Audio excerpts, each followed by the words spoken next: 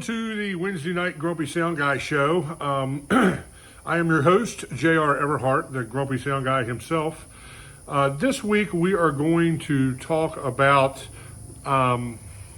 what it is to try and get into and make money in the production business. Some of the information I'm going to share can easily be kind of transferred over to bands, and that sort of thing. Some of it can't. So whether you're an aspiring sound guy wanting to start his own production company, or whether you're a band trying to figure out how to make some money at doing what you love to do, this video is for you. But before we dive into all that, please like and subscribe to the channel. Share this video with people that you think could benefit from this kind of content. And if you enjoy the content that I post here, just hit that subscription button. I mean, it's free, so it's not like it's costing you anything. So right into the conversation. So yeah, the number one most asked question I get, and man, I don't just get it from like young guys. I get it from parents who have kids that are maybe not necessarily college material. I was one of those kids. I actually walked away from 4 music scholarships to go on the road and play music, and eventually 3 years later end up in the production business, or at least starting my career in the production business. So yeah, I got, parents that are like, my kid is just, he's a good kid. He's got a great heart. He's done what he's had to do to get out of high school. He's not really a book kind of guy. And I think you blue collar guys know what I'm talking about there. It doesn't make you any less than white collar people who are all about the books and about education and a bunch of degrees and all that kind of stuff. But, I'm a big fan of Mike Rowe, from Dirty Jobs, and I follow his content and listen to his podcast. And I support, his message of, there's a whole lot of people making way more money than IT people just working in trades-based careers, blue collar careers, linemen, working for the power company, working for, being a utility guy for like, Verizon or someone like that, all the way up to, carpenters, electricians, plumbers. I've always kind of seen the production business on that same level as those blue collar industries because, we sweat a lot. Like, this right here is after working in the shop all day. I've been in the shop all day. We're still prepping for, the summer season. There's a bunch of projects I just let lay over the winter time that now the weather's decent. We're getting out here. We're enjoying the weather. We got some tunes cranking out here with some Seventh Day Slumber. And, that's a band that I'm a big fan of, a Christian rock band. So we got that cranking in the shop stereo and, just trying to get some stuff done and get some things buttoned up. So, I feel a parallel, with my brothers and sisters in, other blue collar trades based, careers. This is very much a career where if you don't know anything, you're not a musician, maybe you were a DJ in high school who just enjoyed doing, your friend's wedding or, something like that. Excuse the paper towel ran a knife into my hand earlier today, and I'm still hemorrhaging. These are the sacrifices that I make for you people. I just, if you don't know anything about this business, it might benefit you to go to an 18-month or 24-month, any kind of audio engineering school. I would suggest, some of the studios that run schools, because again, they're like 14 to 24 months. And then you're basically going to get what you need to know to be able to operate a console. Don't believe all the bull butter about how you're going to be some white glove sound engineer that's going to walk into a studio in Nashville and you're going to spend your whole life just twisting knobs and pushing faders. Those jobs nowadays are probably represent 0.25%. That's 0.25% of everyone that's working inside of the audio video industry. Everybody with a MacBook nowadays has a studio. So it's hard to really make money in the studio business. It was hard to make money when I was coming up. back in analog days where you actually had to go to a legit studio or at least somebody who had outfitted their basement and spent a whole lot of money, to get decent gear, because it wasn't until like the mid to late 90s that the price of decent sounding recording equipment started to come down, and the digital, craze started at the end of the 90s all the way into the early 2000s. So, back when I was playing full time, we had to go to a studio, or in our case, we had our own studio where we had kind of inherited a bunch of reel-to-reel equipment, and everybody kind of had some outboard gear, and we just put everything together, and, we made it happen. But even then, it was tough to make any kind of measurable profit in the recorded arts. But what you'll learn as far as signal flow and general mixing principles and things like that do transfer into the mobile audio industry. So again, if you have no experience whatsoever, by all means, I would not recommend going to a 4-year university unless you really see the value and you're someone who sees the value, comes from a family of highly educated people, of having a bachelor's degree.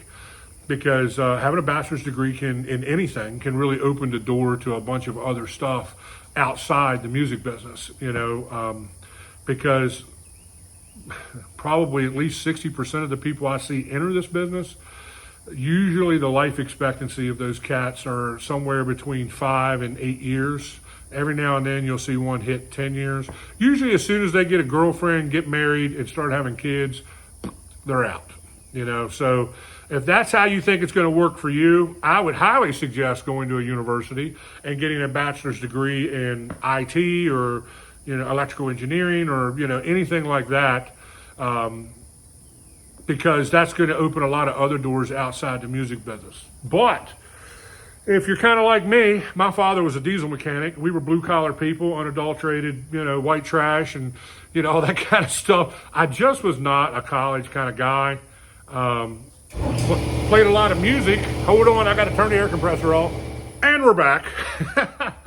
That's what happens when you're in my shop, The air compressor comes on sometimes. So where was I?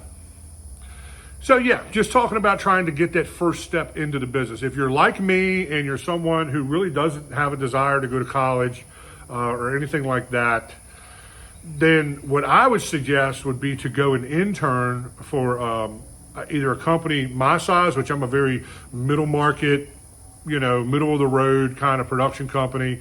That's really what we talk about most on this channel. Or if you can get an internship in a pro touring company that has a big warehouse and, gear going in 20 different directions, and they're doing all your favorite artists, which it's hard just to get an intern position with those guys, right off the street. You almost got to know somebody to get into those places. And if you can, great. That's going to be awesome experience. It's going to look good on a resume. And just be prepared to work for free for the first year or two. Most of my interns that are now still working for me, they're paid employees. Some of them made it 6 months before I started paying them because they started learning. And I'm not a greedy guy. I'm the kind of guy that if you come in and you learn this stuff and you're a valuable asset to me and you're making me money, I'm going to compensate you. Now, you may not make as much as somebody who's been with me for 5 years. You may not get that kind of priority on my calendar, but I will put you in the machine of what we do, and we'll start the process of teaching you how to wrap cables, how to pack trucks, how to put systems together, all that kind of stuff, because that's really what we need in this business most. There's absolutely no shortage of people who can run a console and mix. Everybody can do that. But what we don't have an abundance of is people who are willing to sweat, who are willing to show up early, stay late, push cases, load trucks, drive trucks, help tear down in the pouring down rain, help set up in the pouring down rain, especially when it comes to some of the stage rental stuff, and all that sort of thing. It's all part of the process. So, what I try to tell people, and this is just step one, this is going to be a long video, so I'm going to just tell you that right out of the gate here. Step one is just getting your foot in the door. When I first got in this business, I went to work for a probably one of the biggest regional cover bands. They were probably doing 120, 130 shows a year. And I was just a grunt, dude. I was, stage manager, which they would give you these titles to make you feel warm and fuzzy. But at the end of the day, you were really just a grunt, unloading, loading trucks, learning how to pull cables, learning how to run cables to speakers, understanding where the cables plug in out at the amp racks, and all that kind of stuff. Starting to get some basic information about electricity and power distribution, that sort of thing, basic lighting setup and wiring and routing. Usually most people will start running lights first and then graduate into running audio, depending on your experience, depending on how you did in school, and really just depending on what, I think you can pull off when we're out on the job. Because I'll throw opportunities at you to run monitors or something like that. And if I don't feel like you're really on it, or you're really, paying attention to what's going on, or, being what I need you to be, then I will, quietly push you back into cable management and stagehand, kind of level until you get there. Because everybody learns different. Look, man, like I said, my first job was a stagehand. I was a grunt. And I was just tickled pink to be out of West Virginia and to be working for somebody who was actually doing what I viewed as my dream, which was to work in the music business at some level. That's a thing that I don't see a lot of these days. And it's something that if you follow me on Facebook and you follow the shorts and the reels, they're a little more satire driven. I rant a lot more on there because that's what people like to see. They like to see somebody lose their crap. So, I give people what they want that way, but usually what I'm saying has a lot of merit to it, and it's coming from a place of personal experience. And the thing that I see lacking, and Mike Rowe talks about this on his podcast from Dirty Jobs, is people who are just willing to eat the shit sandwich, man, and get out there in the mud and make it happen and just do what needs to be done. You can't get anywhere in this business without that. If you have this attitude that you're too good to get dirty, or you're too good to get in the mud with the rest of us, then I'm not going to call you again. I'm probably going to pull your dates and, wish you the best of luck. That's the kind of stuff they don't teach you in any school, because that's grit and that's heart that comes from here, and you got to have that grit and you got to have that heart, to want to grow and to want to get where you want to be in this business. And when you have the opportunity to get with someone like me or one of my competitors that are at my level, or even some of the pro touring guys, man, you better take that opportunity regardless of what it pays. When you enter this business, you don't have any bargaining power, because you're more of a burden than you are anything. That's why the pro touring guys are super selective about who they'll even allow to intern, because now you're a liability because you don't know what you're doing and you could get hurt.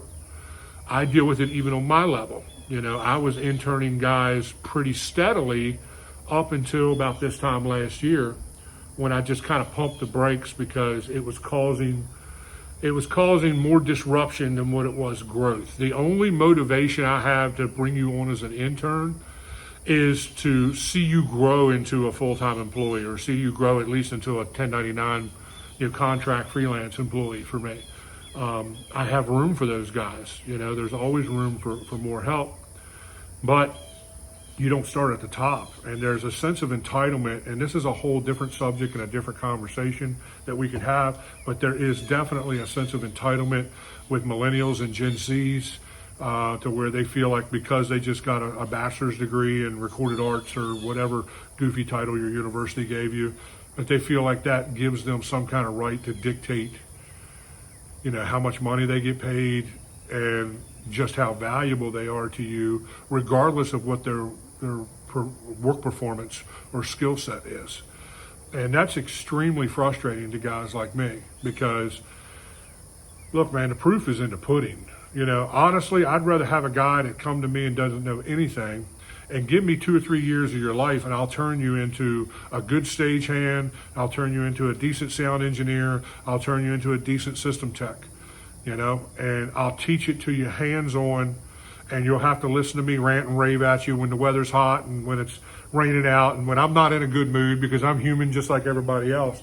But I genuinely, honestly try to treat people right But I'm like everybody else, every other trade, like if I tell you how to do something 4 or 5 times and we show up at a job and I still got to stand there a fifth or sixth time and show you how to do this, then you're communicating to me that you're not paying attention and you really don't have the passion that this industry demands to get where you want to go.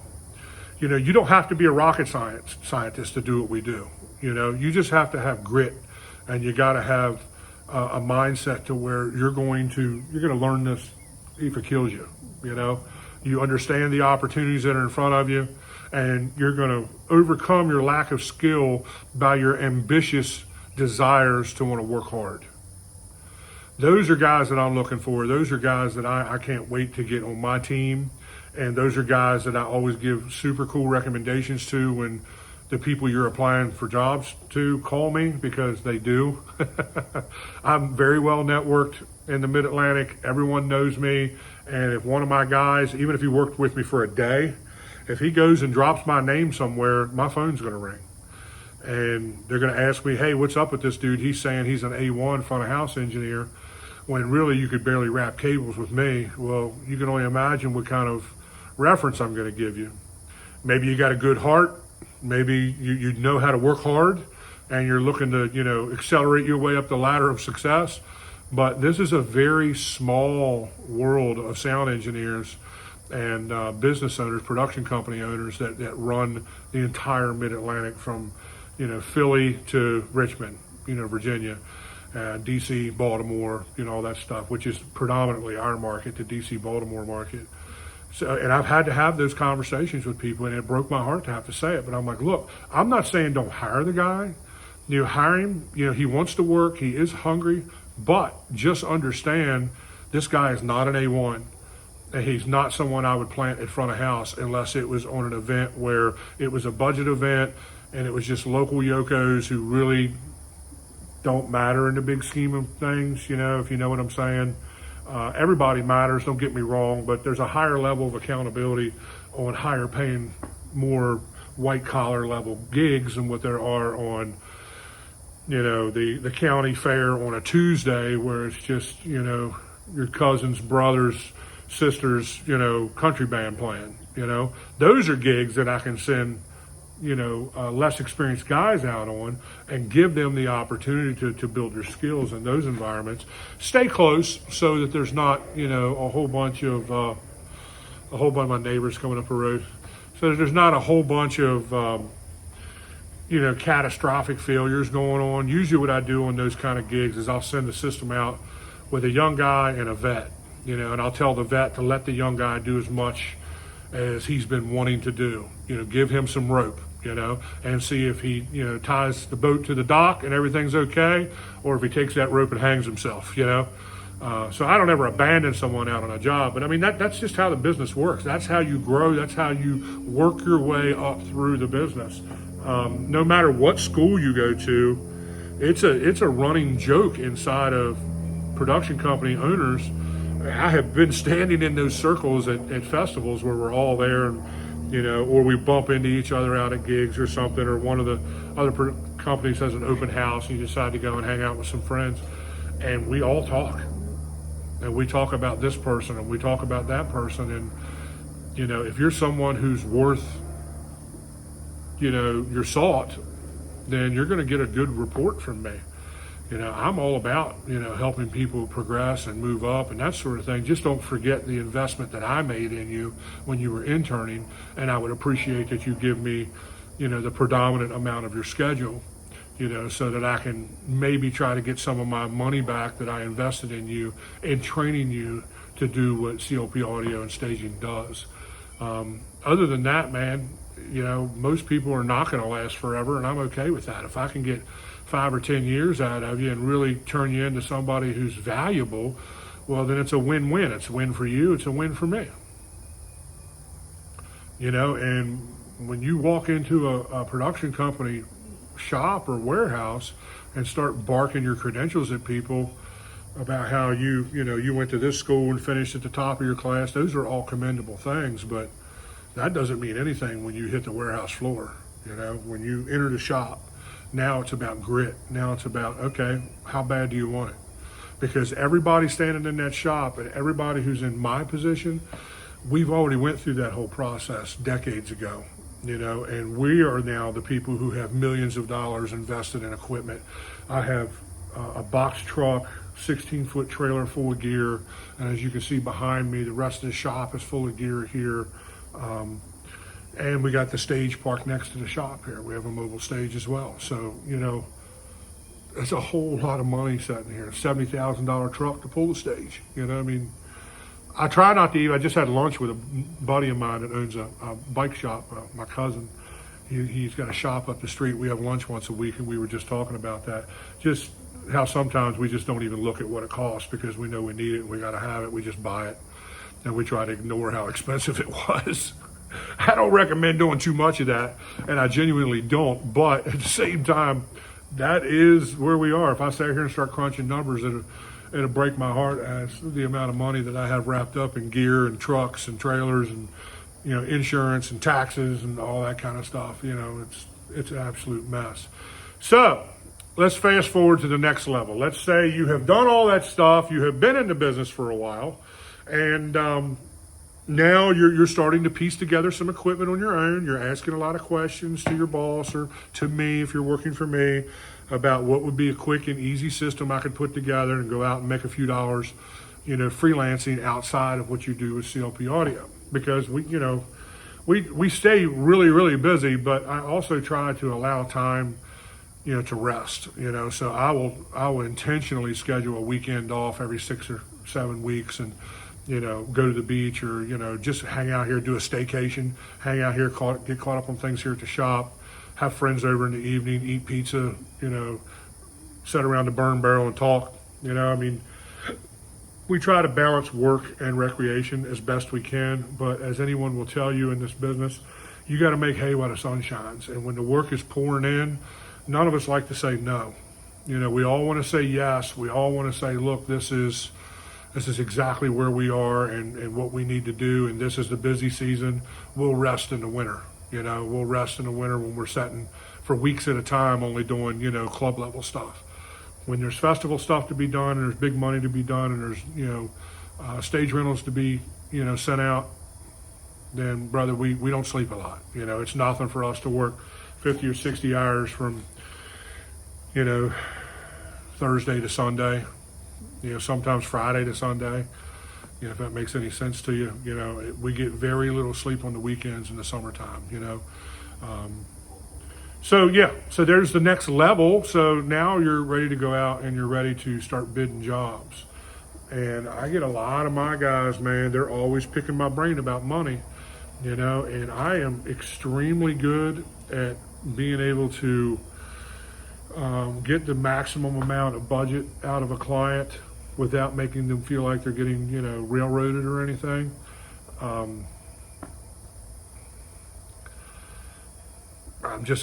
got a lot of experience in sales. I was just telling one of my guys over this past weekend that, when I was in my late teens, right before I went on the road full time, I was selling Kirby vacuum cleaners door to door. And that sounds absolutely ridiculous. And all you guys that know me are probably laughing your rear end off right now thinking, JR sold vacuum cleaners door to door? Yeah, I did, and as crazy as that was, it taught me crazy amounts of sales skills. It taught me how to control the conversation with clients when you're negotiating. It taught me how to close deals. It taught me how to cut through all the bull butter and get to the real numbers. Everybody wants to play games. I had somebody call me yesterday want me to bid a stage sound and general lighting for them, out of Baltimore. And I'm like, well, what kind of budget you have? And then they already start their game. Like, I don't know. I don't bid this kind of stuff all the time. I really don't know what this stuff goes for. That is nothing but a sales game is all that is. They have a number in their head. They have a budget already in place in their head. They just don't want to be the first person to put numbers on the table, because the first person who puts numbers on the table doesn't have the freedom to move around as much as he would like to, especially if you need to increase that number. That's super, super hard to do. So you have no choice really but to bid the event a little high, thinking that they're going to, beat you down to where you really need to be. I don't play too many of those games. Like with this specific incident yesterday, I just gave the guy the right price right out of the gate, and I know it was more than what he wanted to pay because I did an event next door to this event last year, and I seen what he had. But what we're bringing to the table is miles ahead of what he had last year. So it's going to really catapult his event way up the ladder and make his event much more valid than what it had ever been before. And there's value in that. So I bid it the right number the first time, and then I just stick with it. I'm like, this is a solid number. We can't go up or down. This is not, you got to be willing to walk away from the table. That's all there is to it. And that's not something that's easy to teach. I learned it by watching just incredibly gifted salespeople close deals on vacuum cleaners. We're selling, at that time it was like $1,000, $1,200 vacuum cleaners to people who were driving, $1,000 cars back and forth to work. It's insane, man. And the tactics that I learned in that has been hugely, hugely valuable to me in trying to negotiate money and negotiate deals. Now, I was also very lucky to be around people who were super gifted at doing all that inside the music business, and was able to stand behind them and listen to those conversations and have conversations with them after the fact and kind of see where their brain was with everything and all that kind of stuff. So there's something to be said for that. It wasn't just a door-to-door sales thing. It was also being around people inside the business that knew how to close deals, knew how to negotiate deals, and knew how to drive a hard bargain without offending the buyer. And then you got to realize that there's going to be people that no matter what number you give them, they're never going to be happy. They're always going to be looking to get one over on you. And part of all this is learning when to recognize that and learning when it's time to just walk away from the table. I have no problem with walking away from the table on anything. If you go into a negotiating process and you want the gig and you give the guy across the table that impression that you want this gig, he's got all the bargaining chips. And he's going to use that against you. Now, it may be an opportunity of a lifetime, and it may be in your best benefit to play the game by his rules. A good negotiator understands the weight of the negotiation, the weight of the deal. So there's something to be said for that. I get a whole lot of people who have no weight that come to me and want a hard bargain. And I walk away. I'm like, I'm not your guy. You can call one of my competitors. Maybe they'll help you out, but I'm not your guy. If I can't make a measurable profit, and that takes us to the next and final stage of today's message. If I can't make a measurable profit, then why am I doing this? And the biggest beef I have inside the middle market is there's a handful of guys who only do this on the weekend as a hobby. This isn't a legitimate source of income for them. This is extra money or play money or just money to better fund their hobby. They have big time day jobs where they're either working for the government or they're, an IT guy, or they have some kind of administrative job, or fill in the blank. Maybe they're a business owner of some sort. I know a couple guys in landscaping companies that are in the production business, and they don't need, the money on the weekend. So they just want to do the coolest events. So they will cut your throat and they'll go out there and they'll bid, whatever. They'll bid whatever price that the client wants to pay just to get the gig so it looks cool on their social media page. I can't compete with that, But the good news is only about 30%, and I'm being very generous with this number, only about 30% of those people have any idea what they're doing. Most of them are novices, and they have a reputation for being, not delivering what they promise. I'll put it that way, So there's something to be said for not having to apologize for your product. I used to work for a guy that taught me that. He's like, if you don't have to apologize for your service that you're selling or your product that you're selling, then you never have to apologize for your price. They may squeak at the price, but at the end of the day, when the event is over and they're talking about how great it was, they're going to see the value in why you are as expensive as you are. If you can't make a measurable profit in this, even if you're just a weekend warrior or you got a big paying day gig or you just come from money, your family has money and they don't mind you blowing it on production equipment, even if you're that guy, if you're not making a profit, it's only a matter of time before all the glitz and the glamour and all the fun and all the romantic ideas you had about the production business and working in the music business start to wear off, and they wear on you. Those guys, again, typically only make it 6 to 10 years in the business, and then they'll end up planning at a dock bar somewhere as a house sound engineer, or at a club in the inner city as a house sound engineer, where they don't have to own a bunch of equipment. All they're bringing to the table is their skill set, and then the bar owner's providing everything else. Or they just get out of it altogether, or maybe they keep 2 or 3 of the bigger clients that they have, and they kind of get their rocks off on those 2 or 3 shows a year, and that's just is what it is. This is a hard business to be in. The price of everything has went through the roof in the last 4 years. Fuel is outrageous. Insurance has went up. Everything you buy has went up. I spent all winter, probably blew $20,000 over the winter combing eBay, Reverb.com, and Facebook Marketplace, trying to find really good quality pre-owned equipment at a fair price. The only problem with that scenario is you got to have a lot of capital on hand to be able to buy right now. Because when someone posts a ridiculous deal, if you're not there when they first post it, all those websites are so inundated with, people that are looking for a deal in the same boat that I'm in, or they're DJs or they're, like I run into a ton of Latino people on Facebook Marketplace that are, looking to outfit their own production companies and their nightclubs and things like that. So they're constantly on there, trying to get it. So you got to be in the right place at the right time. I am on Facebook Marketplace 2 or 3 times a day, and I have my feed set up in a manner to where the most recent stuff that's been posted around the algorithm parameters of what I like, because I only view stuff that I buy, so my marketplace feed is full of sound equipment, and that sort of thing.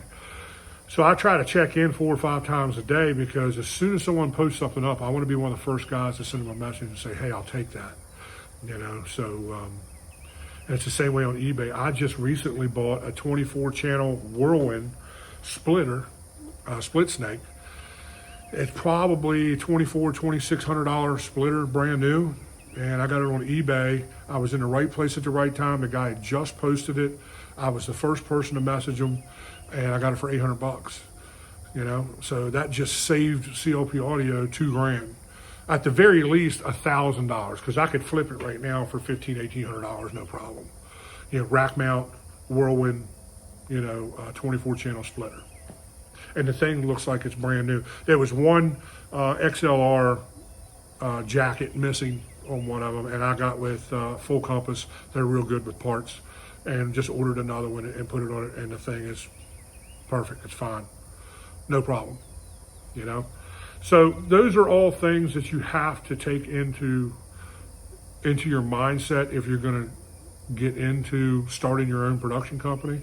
I tell new guys and young guys all the time, whatever you do, don't start a production company, because it is crazy expensive, even to get going. Even if a guy, like, say he already owns a pickup truck and, his father-in-law gives him a 6x12 trailer, and all he has to do is go buy a little DJ light rig and an active turbo sound or QSC, single 18 and speakers on sticks kind of set up with like an X32 rack.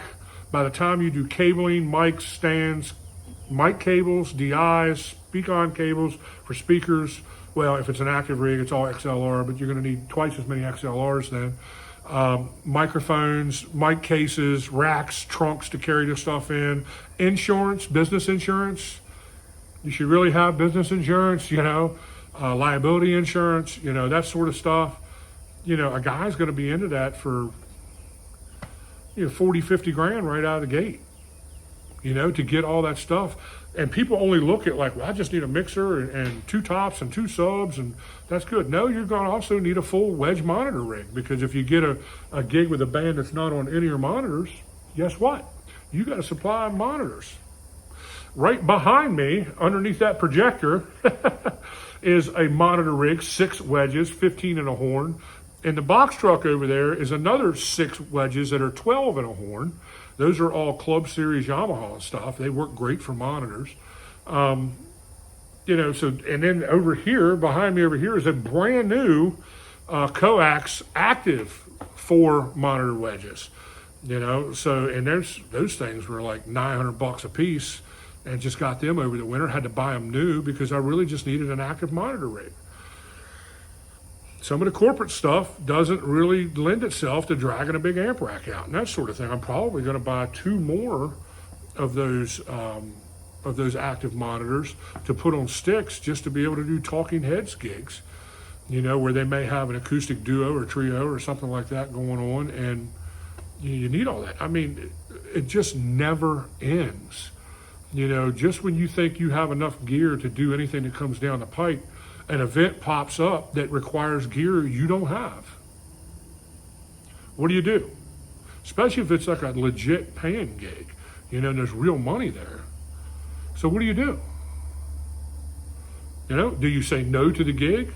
Or do you go buy a handful of gear to be able to execute that gig and then put that in your inventory? And then if something like that comes along next time, you already got the gear. Now it's all profit, for the most part. So a lot of stuff to consider if you want to get into the music business. You want to do this. You want to be in the production business.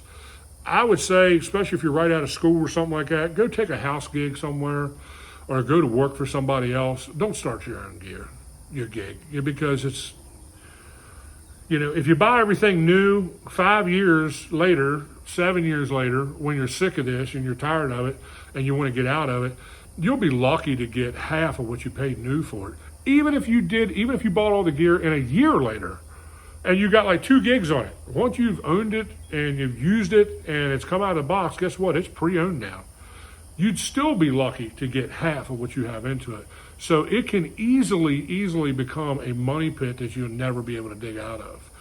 And I know guys that have put second mortgages on their house, trying to grow and trying to, keep going in this business, and ended up just having to sell everything for what they can get, take a second job delivering pizzas on top of their IT job to try and, dig out of the debt that they had gotten themselves into. And a whole lot of wives who were not happy with that whole situation. I could give you some names of people who've been through that. Not to mention, man, when you have kids, this is a hard business to be in, man, because you're going to work every single weekend if you're doing this right.